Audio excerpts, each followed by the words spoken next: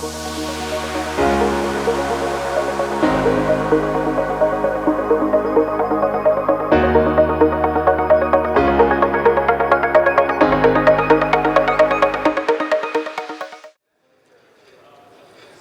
afternoon.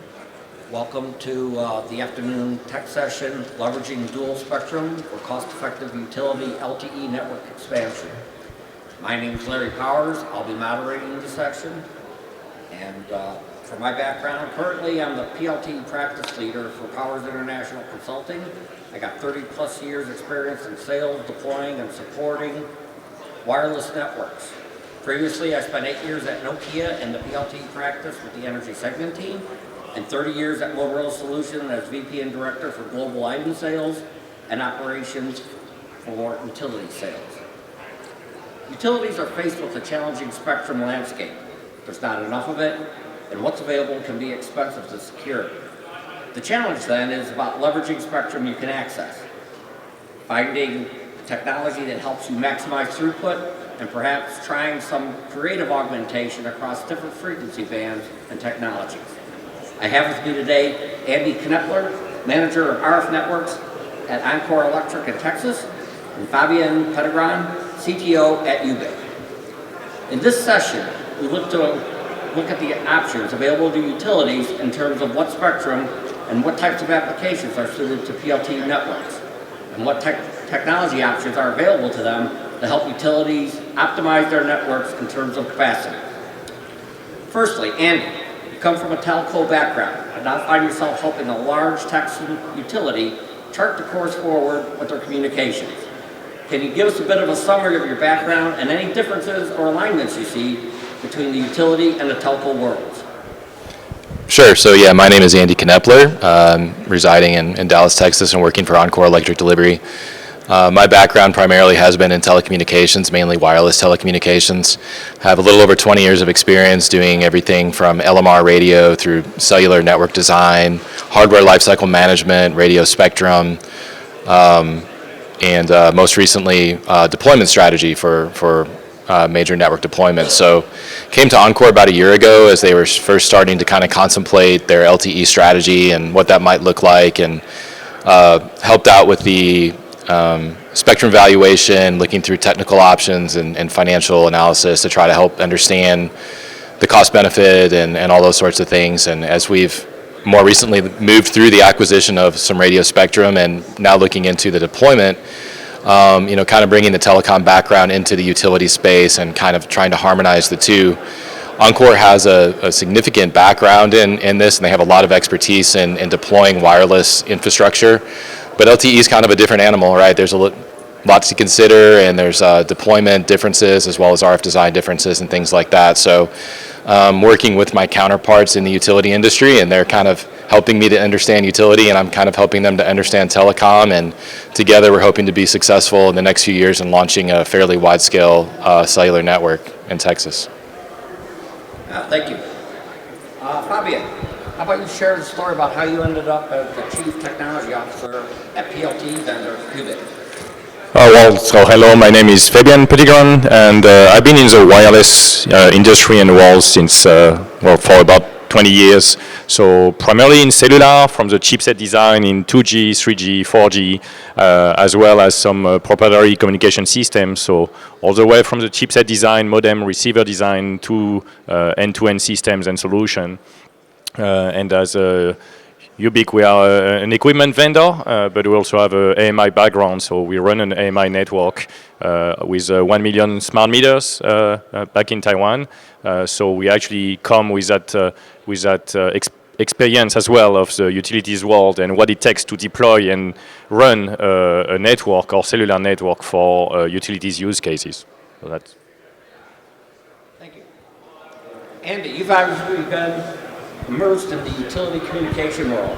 What future challenges do you see for utilities when it comes to rolling out the next generation of communication networks? Sure. So right now, the utility industry as a whole is seeing a lot of growth, and that's been covered pretty extensively in the prior session. So I'm not going to rehash all of that, but the growth that we're seeing, and In our area in Texas, it's heavily accelerated right now. We're seeing a lot of AI-driven data centers. We're just seeing a ton of new residential growth. And as we start to see that growth, we have to start thinking about how we intelligently manage the grid in ways that help us to be more efficient. And communications plays a big part of that. There's obviously a lot of transmission and distribution work that needs to be done, generation. But helping the grid remain intelligent, grid modernization, and grid resiliency have become closely intertwined with all of those projects. And so as we start to build intelligent systems, we need ways to make those systems communicate. With the device counts growing at an exponential rate, with data throughput demands being driven by next generation applications, low latency requirements, we have to start to think to a little bit more advanced communication systems. And so LTE and other wideband communications, 5G, start to make sense in that space. As you look at the demand, it might be difficult for us to keep up with our traditional systems that we have been leveraging. So I think it's going to be a bit of a chicken or the egg scenario, which comes first. But the applications that are coming now are definitely driving the need for something new. And I think LTE and 5G definitely fill that space well. And as a follow-up, how about the growing trend for utility PLTE? Encore has been using 700 megahertz or band 103 for years, and recently purchased band 106 with more than $100 million investment. What are the plans for Encore in using both spectrums, and what are the drivers that you see in the industry, and any barriers that you see for utilities to overcome? Yeah, so grid modernization again drives a lot of things, and Encore made a strategic decision to purchase the 700 megahertz band 103 spectrum a few years ago. Have it heavily deployed right now throughout the service territory, mainly leveraging it today for field area network, narrowband communications. It's working very well. It's something that I don't think in the near term, would necessarily change. But as time goes on, there's an opportunity there maybe to start looking at NB-IoT or other 3GPP-based systems that could live there. And how do you make a graceful transition? Can you start to carve away some spectrum to clear away room for maybe one NB-IoT carrier to start with, and as time goes along, start to migrate devices over? That certainly offloads traffic away from band 106, which is going to be more focused on wider bandwidth applications, lower latency applications. So if we can kind of segment the traffic a little bit there might be an opportunity for higher efficiency. And there's still going to be capacity challenges. There's still going to, as device counts grow and certainly as AMI 2.0 starts to materialize, the capacity requirements on the network are going to drive probably further investments into spectrum or possibly leveraging other mechanisms to the extent available. Javier, you mentioned the need for utilities to consider multiple spectrum options, and Ubiik has developed base stations in band 106, band 103, narrowband IoT, band 54, 1.6 gigahertz, and 915 ISM band. Can you give us a background to your product development? Well, as I mentioned before, so we are not just an equipment vendor for private LTE systems. We actually run and operate a fairly large 1 million meter AMI network ourselves. So we know about the challenges of AMI and connectivity for utilities. So actually we are really there to propose more tools and more options for the customer and utilities to make the most efficient use of their spectrum. So I think there is a clear transition to private LTE systems, but we also encourage the industry to look also beyond the buzzwords, because the fact remains that the spectrum remains a scarce resource and expensive, as we mentioned, and that there is not the same amount of spectrum available to utilities and there will be to a carrier. So actually moving from legacy radio systems to 4G or even 5G, it does help on the capacity and the spectral efficiency, but it is also not a silver bullet. And in that respect, not every spectrum or band is born equal, if you like, in terms of propagation, bandwidth, use cases you can support. So actually we want to provide tools that are suitable in the 3GPP and cellular world for the different bands that are available to utilities. So Yes, we have like band 103. We have one of the first FCC approved base station for that band, which is only for NB-IoT because it's 1 megahertz. We also have the very first FCC approved band 54 base station because that's a spectrum we think is pretty suitable to a lot of utility use cases, and we want to contribute to the industry providing PLT system in those bands, because we do think that's actually a need for utilities, and it's not one band against the other. It could be a combination, and that's actually what we want to be talking on a specific case today about the band 106 and the unlicensed band combination. So we want to provide all the tools for utilities to make their decision and advance the ecosystem of endpoints and infrastructure to enable that for utilities, which are not necessarily being cared enough about by traditional vendors. In regard to unlicensed 915 ISM band, because everybody can use it, in technical terms, is there some benefit to be found utilizing neighboring spectrum? Yes, so I mean, it's been covered in a few other presentations, and he touched upon that. So it's very clear that the traffic grows. We have more and more assets to connect, meters, EV chargers, etc. And with distributed energy resources, it's very clear the traffic is growing exponentially. But the spectrum availability and capacity that you can get out of that spectrum is finite and is not been catching up with the growth in traffic. So even in transitioning to private LTE and licensed spectrum, the reality is, the band 106, which is a 5 megahertz band, actually, as of today, only 3 megahertz is usable for LTE, and band 103 is 1 megahertz. So we think that transitioning to private LTE, we should not overlook the availability of the unlicensed band, the ISM band, which utilities know very well because all the meters, smart meters, have been running in that band for decades. So 902 to 928 megahertz band, which is adjacent to the band 106. And we think that moving towards private LTE does not necessarily mean that you always have to put all your assets in your licensed bands that could have been expensive to acquire.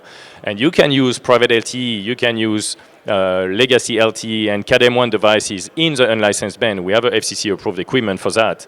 And we think that actually what makes the best use of the spectrum and the resources is probably to combine those bands. And the band 106 is actually next to the unlicensed band.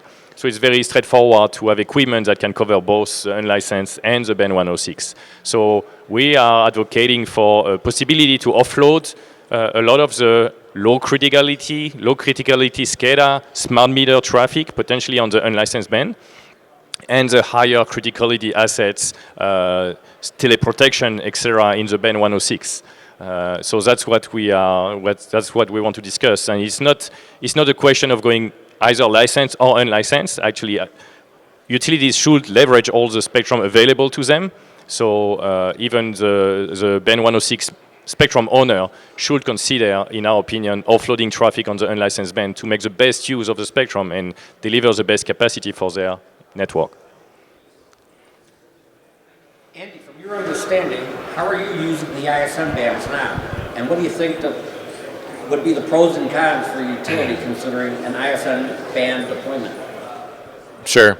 So utilities are very familiar with the ISM band. A lot of AMI resides in the ISM band along with a lot of distribution automation communication systems. It's something that historically has been leveraged pretty heavily by the utility companies, so it's not a new concept at all. The interesting aspect is that with the Anterix spectrum becoming available basically adjacent to the ISM band, and with a good part of the ISM band also residing within band 8, there's opportunity that lives there because, again, there's limited amount of resources available when we're talking about radio spectrum. Obviously, we prefer to go with licensed spectrum. It makes a lot of sense for us to try to protect ourselves and use licensed assets. But because of the fact that we're already using a lot of unlicensed spectrum and the fact that we might start to see exponential growth around a lot of the devices that are connected and the device counts, there's certainly a good argument to be made that we can continue to leverage resources that are free and are available. The estimate today, I think in the US, is that there's north of 100 million unlicensed devices in the ISM band currently, so coexistence there is a little bit of a challenge. Obviously, you have to be cognizant of interference and you have to put mechanisms in place to try to protect the communication systems, but putting less critical communications on a non-licensed spectrum in the ISM band is it's not a foreign idea at all. And when you're looking at CAT-M traffic, it could very easily live inside a 3 megahertz carrier outside of band 106, but still within the ISM band. Thank you. Coming back to technology updates, Fabian, it's great that utilities could have multiple choices for spectrums, including the 915 ISM band. But does the base station actually switch between licensed and unlicensed spectrum, or do you pre-configure different types of traffic? Well, so yeah, we have a product where we have a base station supporting band 106 and the unlicensed band, and so it's one unit that you will configure either to run as a band 106 base station or it's running in the unlicensed base station. The benefit of running with private LTE and 3GPP technologies is that the devices and the endpoints will be pretty agnostic to that. So you mentioned CAT-M1 devices, so smart meters and all those devices. Because actually the band 106 and the unlicensed band both fall into the band 8, standard 3GPP band 8, it does mean equipment can be connecting to one or the other configuration seamlessly. So it does mean that actually once you put up a site, you could then later at a later stage decide to switch it either to unlicensed to offload the traffic or as a band 106 base station. And you can make that change anytime on the fly. I mean, the equipment will have to restart, but then you can make that decision along the way that you deploy and that you even put some more assets in the field. So for the endpoints, there is no configuration required. They will be able to connect with the same SIM card. It's actually within the same band 8. I mean, they can support band 8, band 106 interchangeably. So we think there is a strong case for that. And not only that is a lot of those assets, and we talk smart meter, or you can talk about some other SCADA, low criticality SCADA, that you might want to have broadband access on band 106, and some devices where you need more coverage, more penetration, and smart meter is a good example. You do need a little bit more penetration, you do need a little bit more coverage, which typically is LTM, CAT-M1 gives you. And it is actually challenging from a 3GPP perspective to have coexisting devices that are both LTE devices and talk about broadband or mobile phone on a band 106. Sitting together with CAT-M LTM devices, the LTE technologies can coexist, but it is actually challenging in 3 megahertz of the band 106. There are restrictions on what you can do, how much coverage extension you can get when you do that in 3 megahertz. So we also encourage people to look at the details when they build their deployment plans, because actually there are challenges in supporting both use cases in the same 3 megahertz spectrum. So actually, segregating, if you like, the traffic, for instance, to support broadband, high throughput use cases with a low number of devices in the band 106, and the large device count, small traffic type of distributed energy resources elements and smart meter in a CAT-M1 setup in the unlicensed could actually make sense and make a better use overall of your spectrum and your assets. So we are encouraging people to consider that and not necessarily make the assumption that the ISM band 902 to 928 has to run legacy RF mesh or point-to-point systems, and then LTE has to run in licensed spectrum. I mean, those notions are actually not correlated. So as utilities know already, because they run some proprietary system in this band 103, but equally you can run 3GPP technologies in the unlicensed band. So we want to bring that to everybody's attention. Thank you. Andy, closing remarks. Sure, yeah. So first of all, I appreciate everyone coming out. I know it's after lunchtime and we're all probably a little bit full today, but I think that this is just it's a good opportunity to take a step back and just have a look at all the available options. Spectrum is limited, resources are limited, from financial aspects, and so certainly licensed spectrum is always probably going to be preferred, and there's always a mechanism in place to support the highest priority traffic when you have that licensed spectrum available. But should capacity concerns arise or should other financial drivers be in place, it doesn't necessarily prohibit the use of unlicensed spectrum for 3GPP-based systems. And there's inherent advantages to using 3GPP-based systems. There's authentication and security benefits. There's also policy control and other things that can be done through these systems that aren't necessarily available through the narrowband systems. So even above and beyond that, there's additional capacity to be had, not just capacity, but throughput to be had. So as we start to move to AMI 2.0 and other higher, looking at closed circuit TV for physical security, lots of other applications that live there, Wi-Fi doesn't always make sense. Wi-Fi coverage is limited, and it doesn't have the same authentication and policy control advantages. So, this is a potentially very opportunistic play for utilities. There's not a lot of cost involved, and it's certainly a place to start if you're going down the LTE road without having to make a huge investment in radio spectrum. We all know radio spectrum is probably one of the highest barriers to overcome when we're looking at building out these kind of networks. So certainly a good foothold to be had there. And Fabian, why are customers considering dual spectrum now? Well, I think Andy made the point, right? So I think we're still in the early phases of deploying those private LTE systems, and I think customers are starting to realize that even those are 3GPP and technologies, those are not silver bullets either, that the spectrum available to utilities is not the same as what a carrier would have, so you don't have 20 megahertz to play with, so there are limitations that are coming more and more apparent. So I think that's why we start to see actually this consideration being done. So as some band 106 utilities start to want to enable LTM, for instance, to get better coverage and to get a larger number of device counts, they start to realize the limitation also that are there. So of course, as we describe and as utilities know very well, unlicensed spectrum could be crowded, it could be noisy, it is regulated, so it's only a 1 watt transmit power, so you don't have the same quality of service, you don't have the same level of powers in downlinks than you will have in a licensed spectrum. But equally, those systems and utilities use cases are very uplink driven, so actually a lot of those systems are still uplink limited, as it's been covered many times, because the endpoint actually has significantly lower power than a base station. So actually the uplink will usually break first. So the unlicensed band actually gives you 902 to 915 megahertz for the uplink. So you actually have 13 megahertz of spectrum to use for your uplink. So actually it is realizing a good balance for utilities.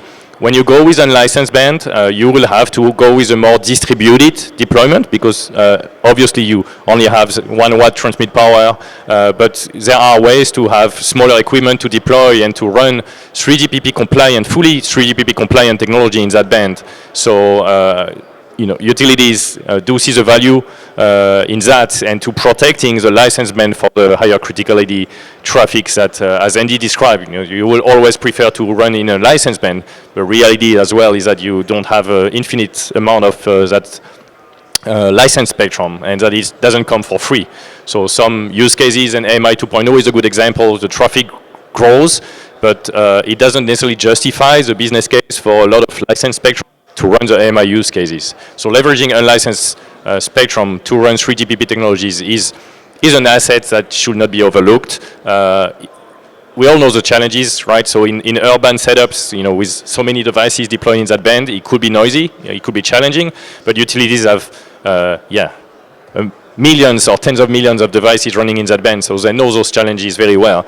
And actually the meters that are, a lot of smart meters running in that band with mesh technology, and if they are phasing out and switching to 3GPP technologies, actually, the traffic in the unlicensed band will not necessarily increase that much in that respect.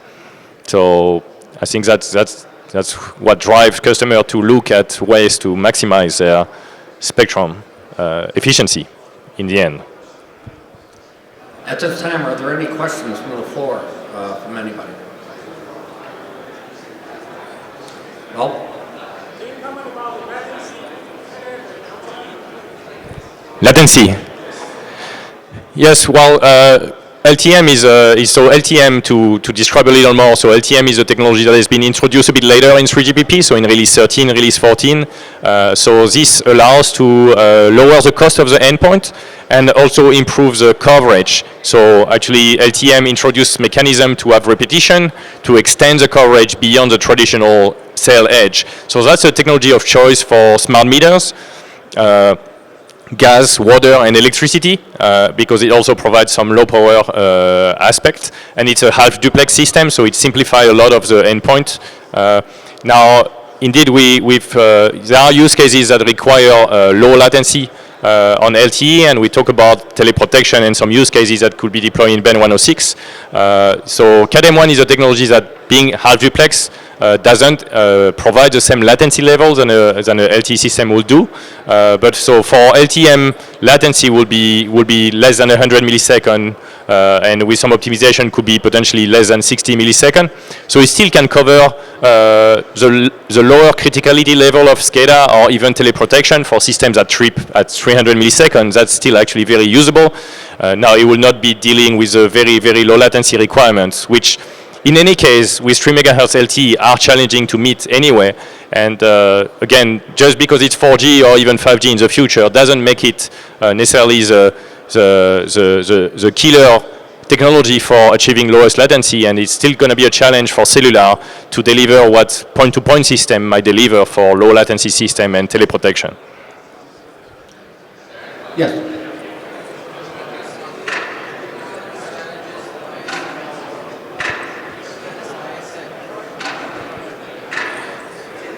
Do we see any challenges in ISM? Yes, what you can ask utilities. Yes, there are challenges of interference in the unlicensed band. That's a reality. But again, they have tens of millions of endpoints deployed in that band, and they are working in that band. There are challenges. It works better in a rural setup than in a more urban setup where you have a lot of devices that might operate in that band. That's a reality. LTE and LTM is probably at least as well equipped as any other legacy technology to deal with that. But having said that, that's still a fact. Any technology, if you have a noise floor that goes up by 6 dB because it's very noisy, and any technology, including LTE, will just halve its range, right? That's a fact. You have to work with that, of course, right? So, unlicensed does not give you the same quality of service as licensed does. That's a reality. But utilities know that, and I think there is a wide range of use cases in the utility space. Some might need to deserve a license band, and it's justified to use license band for that quality of service. Some might justify less using license band and could be offloaded to unlicensed band, with the caveat, of course, that you have restriction on power and you can have interference, so it doesn't always work everywhere. But that's for our customer to know and to figure out. We just want to give the tools for utilities to do that. We are not making the point that unlicensed is better than licensed or vice versa. The point we are making is we think there is value in leveraging both within the 3GPP technology space, and moving to private LTE for everything we think is a good trend, and this could be leveraged in the unlicensed band as well. For our customers to decide how they want to segregate their traffic, what do they consider low criticality, high criticality. We can provide some advice, but that's in the end for the customer to decide. So we just want to provide new tools. We just want to say that it's possible to do that, and then let the customer decide the way they want to deploy. So we just want to bring awareness, right? But of course, unlicensed band it could be challenging in some places. Potentially even barely usable. It depends where, right?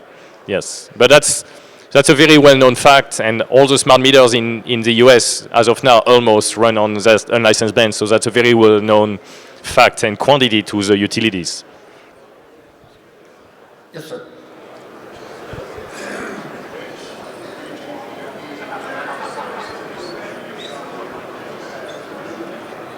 Which 3GPP? Okay, so because I think we have a slide on the ecosystem. I think a point I wanted to make is that actually the unlicensed band does overlap with the 3GPP band 8. So actually you can even use existing modules, existing devices that support band 8, which for CAT-M, for instance, would be all of the devices that support CADM today support the band 8. So if you remain in that 3 dB band 8, it does mean that for the downlink, you have 925 to 928. So you can run a 3 megahertz channel for the downlink. And because LTE is always symmetric, so actually you do 3 megahertz downlink, 3 megahertz uplink. Now for the uplink, you can choose all the way from 902 to 915. So you can run multiple base stations using a different channel for the uplink. And the traffic being highly uplink driven and dominated, I think that's a strong point as well of the unlicensed band. So the overlap with the band 8 is from 925 to 928 for the downlink, that's 3 megahertz, and from 902 to 915 for the uplink, so you have 13 megahertz to choose from. And 3 megahertz is a good bandwidth. It actually happens to be the same as what is currently available for band 106. You could run 1.4 megahertz channels as well if you choose to do so. You can get marginally better range because the power is more concentrated. You have 1 watt in 1.4 megahertz instead of 3. But you also have some challenges on the capacity. So we believe 3 megahertz is a good sweet spot. And you can run LTE. So you can run LTE CAD1 or CAD4 in those 3 megahertz. Or you can run CADM1. So you can run any LTE technology there. We're making the point, and we think that segregating LTE-M in the unlicensed band and the LTE traffic in band 106 makes good sense, but it's not the only option you can have. You could do the opposite, or you could run the legacy traditional LTE in that unlicensed band as well. Any other questions? Okay, we'd like to thank you. If you have additional questions, please stop by the Ubiik booth, number 303. You can meet the team, Linda Meunier and Mike Russell. They'll be there to answer all your questions. And we want to thank you for stopping by today.